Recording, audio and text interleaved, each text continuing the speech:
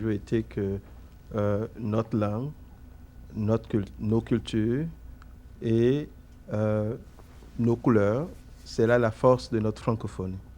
Donc c'est inclusif et puis c'est ce qu'on peut voir ici. Euh, c'est assez vibrant. Et donc, absolument, on remercie Cheikh d'avoir eu cette vision et puis on en Oui, a beaucoup oui. réjoui. Mais je dois dire aussi, ça a été un travail d'équipe à l'époque. On avait une grande équipe autour, on a beaucoup pensé, et aussi la vision au niveau de la direction de Rogers qui poussait un peu dans ces directions-là. Ah Puis, oui, oui, je oui. pense qu'il faut, Oui, oui. faut rendre cet hommage-là. Il y a un sujet qui nous tenait à cœur pendant ces presque 5 années de réalisation de l'émission, c'était les enfants. Et moi, il y a des choses comme le Ritalin que je remets toujours en question. Il y avait entre autres l'autisme chez les enfants qui est depuis et les problèmes d'apprentissage. Il me semblait qu'à un moment donné, puis c'est encore comme ça qu'on a l'impression que tous les enfants, surtout les petits garçons, ils ont tous des problèmes d'apprentissage. Et un jour, j'ai rencontré Anne Guillemette qui est venue à l'émission partager, premièrement, ton livre. Et elle partageait un livre qui parlait de la grandeur de la vie, de la beauté de la vie, de la joie imprenable, peu importe les difficultés. Et pendant l'émission, j'apprends que son fils est atteint d'autisme et que ce fut une grande difficulté dans ta vie. Elle m'a tellement impressionnée. Parle-moi, Anne, de quand tu es venue, dans quel état d'esprit tu étais, et puis comment ça va avec ton petit Philippe? Ah, ben ça va très, très bien. Philippe a 9 ans maintenant, puis il est dans une classe spécialisée, puis ça va très, très bien. Oui, moi, ce que j'aime de l'émission, là, c'est que ça donnait une voix aux gens de la communauté. Parce que quand on traverse un désert, une grosse épreuve, souvent on se sent seul. Puis de voir des gens dans une émission comme la tienne qui partagent la même épreuve, qui l'ont traversée, puis qui donnent de l'espoir, ça fait un bien énorme quand on traverse des choses difficiles. Donc, ton émission va nous manquer à cause de ça. Tu sais, Anne, il y a des gens qui m'arrêtaient dans la rue puis qui me disaient « Oh, j'étais tellement contente d'avoir entendu, parce qu'on a fait plusieurs émissions sur les difficultés d'apprentissage, sur l'autisme, pour les enfants aussi, avec Jocelyne, relation parents-enfants, tellement important, c'est la base de notre vie. C'est là où on prend la confiance en soi-même, c'est là où on prend l'amour de soi-même. » Et il écoutait l'émission puis il disait « Ça m'a fait tellement bien d'entendre ces choses-là. Maintenant, je sais que je ne suis pas toute seule. » Parce que dans notre société, parmi les gens les plus isolés, ce sont les parents. Ils sont tous seuls avec leurs enfants. Oui. Puis ils pensent que leurs problèmes sont pires que les autres. Et puis, dans le fond, ils sont comme les autres. Oui. Bien, c'est important d'avoir une voix, de se sentir compris, écouté. C'est parce que ça humanise. On se sent moins seul, puis on verse moins dans le préjugé aussi. Oui. Des gens qui ne se parlent pas ont tendance à se juger, puis pas toujours de la bonne façon. Donc, la parole rassemble. Puis, Le vivre ensemble. Oui. Au retour de la pause, on va écouter Abdourahmane sur la question du vivre ensemble. C'est le premier qui en a parlé à l'émission, n'est-ce pas? Le vivre. On revient tout de suite, restez avec nous.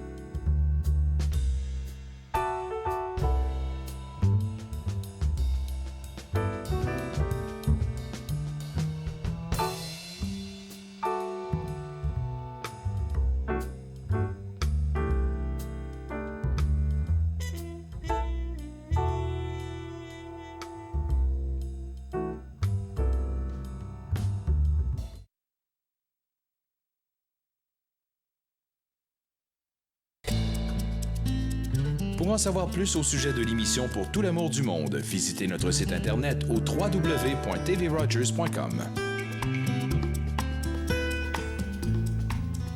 Abdourahmane Caïn, dès les débuts, hein, j'apprends... En fait, est-ce que tu es venu à Franco-Opinion avant de venir? Oui, hein? En 2005, oui. Parce qu'avant d'animer Pour tout l'amour du monde, j'avais fait une année à Franco-Opinion. Oui. Et à ce moment-là, tu étais venu et puis ensuite, tu es revenu souvent Pour tout l'amour du monde. Tu nous as parlé du vivre ensemble. Toi aussi, tu es... est-ce que tu es cofondateur aussi de Présence musulmane? Oui, avec Salah Bassalama. Avec Salah et Tariq Ramadan. En fait, bon voilà, je vais donner l'historique. Tariq Ramadan, en fait, il était un des initiateurs parmi les jeunes de la deuxième génération en France dans les années 95. Donc moi, Salah Bassalama et d'autres, nous avons initié cet mouvement intellectuel au Canada dans les années... C'était en 2001. Alors, quand tu es venu à l'émission, tu es venu parler de présence musulmane, mais surtout des principes. Puis j'ai découvert en cours de route, en te parlant, puis en lisant, puis parce que j'avais aucun doute que j'allais découvrir, mais que c'était des principes de base d'une société. Et que ce que vous recherchiez, c'était le vivre ensemble. Exactement. Et tu nous as parlé d'identité multiple. Et même, tu es allé plus loin, tu nous as dit, finalement, quand on enlève toutes nos étiquettes, on n'est rien. Exactement. On est un être humain, c'est tout. Exactement. Donc, c'est ça, en fait. Bon, voilà. Donc, en 2005, quand je suis venu ici, c'était dans les cadres, je pense, à la fois en tant que porte-parole de Présence musulmane. Mais à ce moment-là, dans les années 2005-2004, c'était à peu près 2-3 ans après le 11 septembre. Donc, le groupe Présence musulmane se cherchait une manière où est-ce qu'il se démarque par rapport à les stigmas qui existaient à cette époque. Et c'est une des choses qu'on avait en groupe, on avait mis de l'avant, c'était les vivre ensemble, c'est-à-dire de se connaître d'abord qui nous sommes et de se faire connaître aussi aux autres, autant que citoyens, pas nécessairement l'étiquette qu'on nous donne là-dessus. Et donc ça, c'était dans les années 2005, mais plus tard, en 2006-2007, j'avais développé certaines choses personnellement dont j'appelais le concept de valeurs intrinsèques qui est au-delà des étiquettes, au-delà du sexe, de la couleur, de la religion, ainsi de suite. Et puis, je mettais en opposition par ce qu'on appelait souvent, par défaut, l'estime de soi.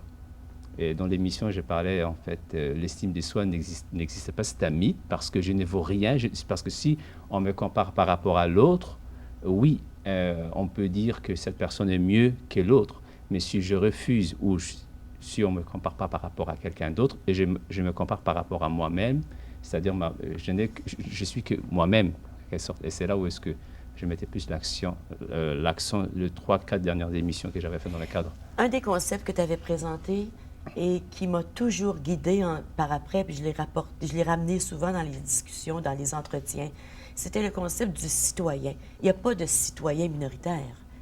Exactement. Tu peux avoir une communauté minoritaire, mais tu ne peux pas avoir un citoyen minoritaire. Tous les citoyens sont des citoyens à part avec les mêmes droits, les mêmes privilèges, les mêmes responsabilités.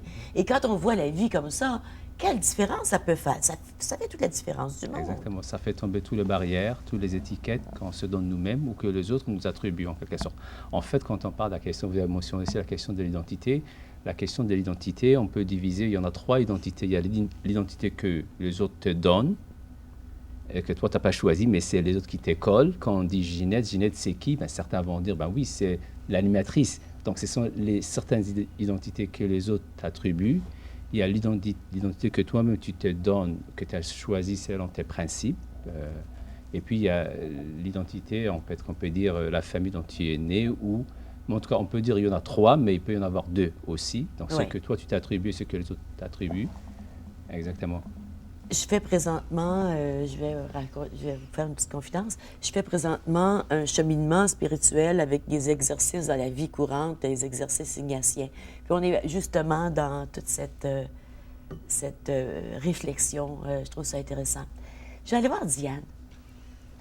Diane, ça, ton émission, l'émission qu'on a faite, t'es venue plus qu'une fois, mais l'émission qu'on a faite avec toi, pour toi, ça a été une surprise. L'idée de René, qui aime tellement faire des... Ça avait été rien que de René, on aurait fait des surprises à toutes les semaines. Mais c'était spécial. Surprise. Moi, je peux témoigner que cette émission pour tout l'amour du monde. J'ai été baignée dans l'amour à un certain moment.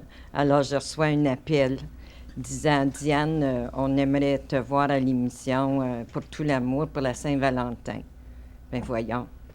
Pourquoi la Saint-Valentin? Pourquoi moi, la Saint-Valentin? Alors, je suis une personne qui vit seule. Alors, je me dis, ah, ils vont me présenter un chum sur le plateau, sûrement. Alors, j'arrive ici, puis on me fait attendre à l'extérieur, puis on va venir te chercher. Alors, on vient me chercher, puis j'arrive sur le plateau, puis surprise, hein? Ma famille était ici, mes amis étaient ici. Alors, il y avait sûrement une vingtaine de personnes. Claudette était ici. Puis tu venais de les laisser, hein? Tu venais de les laisser au restaurant. Ben oui. Alors, quelle surprise. On m'avait préparé cette surprise ici là, pour me témoigner l'amour autour de moi, puis combien c'est important. Même ma fille qui était à Toronto était en ligne, alors pour cette émission. Ben, mais il pleurait pour des choses tellement pas tristes. Non, il pleurait parce qu'il avait des longs ongles. Réellement touchant, oui. Il racontait certains épisodes de notre vie. Alors non, oui. Ça a été spécial. Puis oui. Je te remercie, Ginette, pour tout cet amour que tu as témoigné. On venait ici à l'émission, puis c'est ce que l'on ressentait. C'était l'accueil, puis l'amour que tu as pour la communauté. Et je pense que c'est ce qui fait la différence. C'est cette empathie que tu as. Puis tu as su mettre en valeur les belles réalisations de la communauté francophone, des institutions. Les gens aimaient regarder, puis combien de gens disaient « On te vu à l'émission. » Mon Dieu, qu'il y a beaucoup de gens qui regardent l'émission. Parce que c'est une émission d'amour. Je pense que c'était votre but au début, puis vous l'avez réalisé. Là, alors, merci. Merci. Merci. Moi, je trouve ça touchant. Diane et moi, on a grandi ensemble, et puis je pense que l'amour, c'est quelque chose qu'on découvre, qu'on a à l'intérieur, et qui peut vivre si on a le terrain propice. Et puis, on a grandi dans une communauté aimante, une communauté de bénévolat, une communauté engagée, une communauté qui a ses problèmes, mais tellement remplie d'amour. Et je disais souvent à mes invités avant l'émission, puis je vous l'ai peut-être dit, les émotions qui se passent ici sur le plateau, ça traverse les ondes, puis ça va rejoindre les gens en plein dans le cœur. Donc, arrêtez de vous inquiéter parce que vous ne voulez pas qu'ils s'inquiètent, eux autres aussi. Vous voulez qu'ils restent avec nous. Et puis, oui, merci Diane. Oui. On voulait aussi montrer, puis avant d'aller à la pause, que souvent on dit « Ah, Noël, c'est commercial, Valentin, c'est commercial, la fête des mères, c'est commercial. » Bien, c'est commercial si on veut le faire commercial. Mais pourquoi pas prendre cette journée qui est spéciale, qu'on prenne celle qu'on veut, puis qu'on dise « Ah, cette journée-là, ça peut être une journée spéciale pour faire un petit quelque chose à quelqu'un. » Et ça n'a pas besoin de coûter de l'argent, on n'a pas besoin d'aller au magasin. On n'était pas allé au magasin. Ça ne nous a rien coûté de faire ça pour Diane. Non, c'était réellement spécial. Puis c'est de montrer aussi l'importance des gens qui nous entourent. Ah oui. Alors, combien c'est précieux d'avoir des amis et la famille, l'entourage. Oui, ça, c'est quelque chose qu'on oublie dans notre société, l'importance de l'autre. On s'en va à la pause, on revient tout de suite. Restez avec.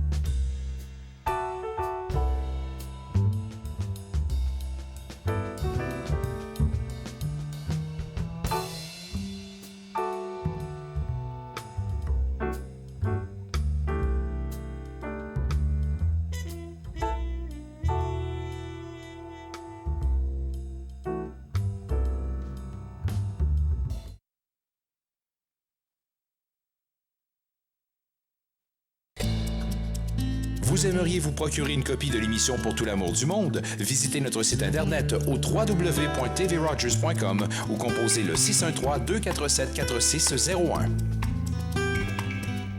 C'est notre dernier segment de Pour tout l'amour du monde. Puis j'ai un petit peu le goût de pleurer, là, mais je vais me retenir parce que j'ai un problème à l'œil. Mais si je pleure, mon œil va être pire. Claudette qui est une amie de toujours, directrice générale de l'ACFO, mais qui a eu tellement de fonctions avant, qui a toujours été une aide quand on cherchait un numéro de téléphone. René disait « Ah, je vais appeler Claudette ». Elle a appris rapidement que Claudette avait toutes les informations dont on a besoin. Moi, je veux te remercier, Claudette, d'avoir été là pour nous appuyer, pour nous donner l'information, pour m'encourager, pour encourager René, encourager l'équipe et aussi nous aider. On a fait les émissions des prix Grand Maître à toutes les années. Ça a été des belles émissions. Je te remercie, mais c'est avec amour qu'on l'a fait, que je l'ai fait, en tout cas. J'ai même été à Franco-Opinion. Ah oui, plus parce qu'on aimait ça parler de politique, alors on ne peut pas demander mieux, avec Ginette et moi. Pour tout l'amour du monde, là, ça a réuni les francophones et les francophiles de la communauté d'Ottawa. C'est sûr que les organismes ont leur CA, ont leurs moyens de distribuer l'information, mais pas à tout le monde. Et je devrais dire même peut-être 2 ans que les francophones et francophiles écoutent l'émission. Eh bien, je ne savais pas de telle affaire, ça existait. Bien, mon Dieu, je peux-tu m'impliquer? Alors, ça a fait un revirement de communication